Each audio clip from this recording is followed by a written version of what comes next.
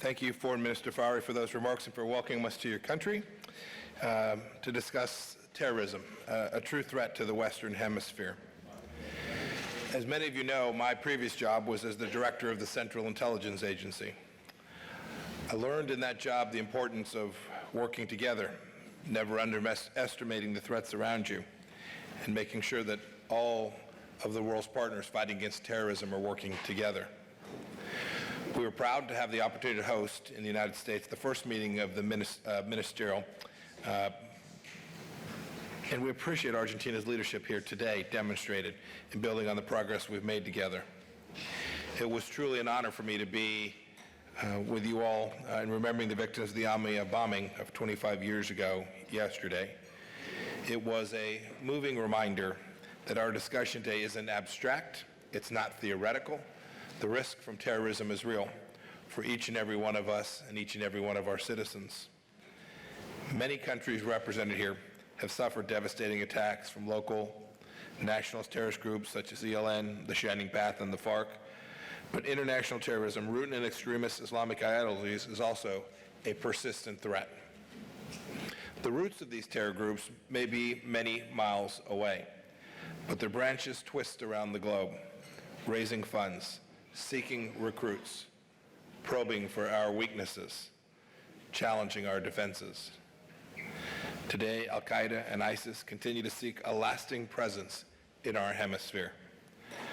A cell inspired by ISIS was arrested in Trinidad and Tobago in early 2018 as they plotted an attack on the Carnival.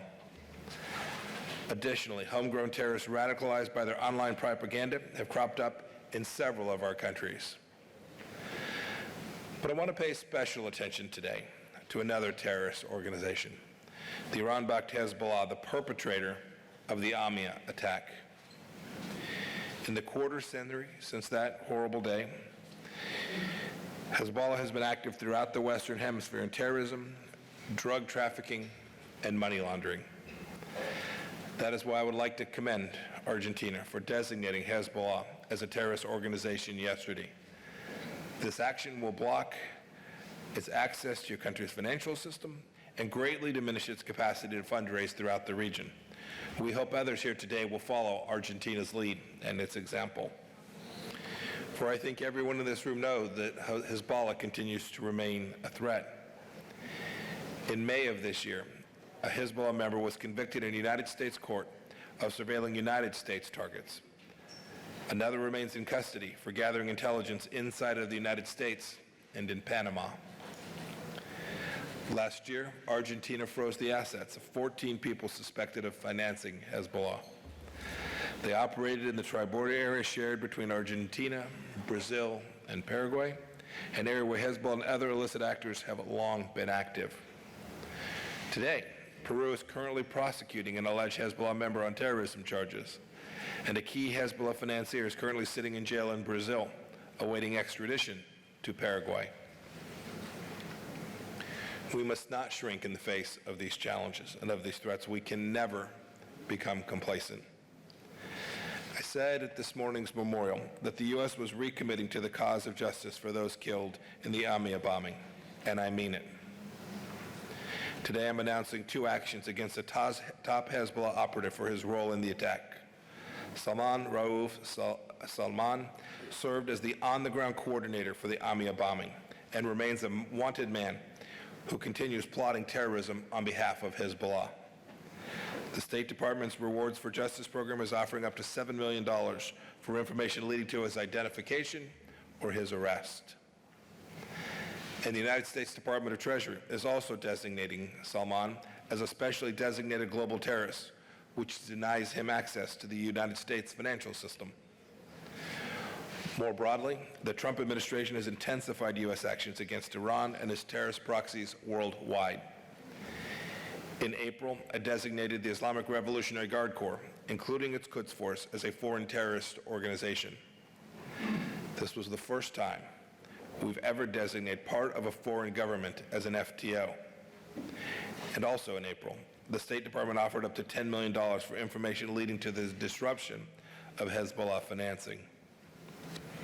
This is all part of our broader effort to hit Hezbollah in the wallet.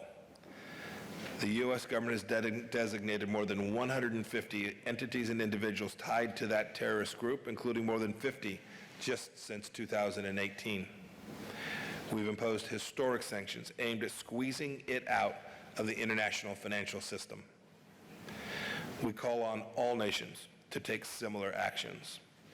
In the face of a global threat like Hezbollah, it is every sovereign nation's obligation and responsibility to comply with sanctions designed to keep all of us safe.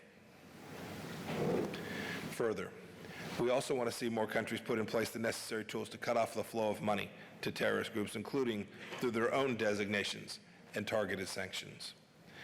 We commend Argentina for adopting such a regime this week, and we are dedicating additional resources to assisting our partners in developing and implementing these programs.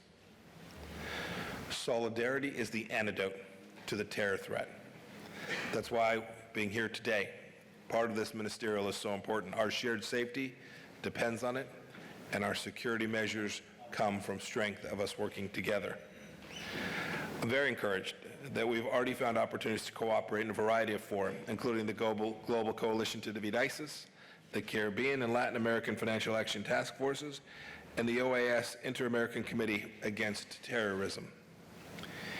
In a very recent example of hemispheric cooperation, just last month, Paraguay extradited Nader Farhat, another Hezbollah supporter, to the United States to face federal money laundering charges in Florida. Let's keep that cooperation going. Each of your delegations has traveled here because you recognize, as America does, that global terrorist threats are evolving every day. Our governments have vital experiences and information to share with one another, and the only way to counter this serious threat that remains is, in fact, by working together.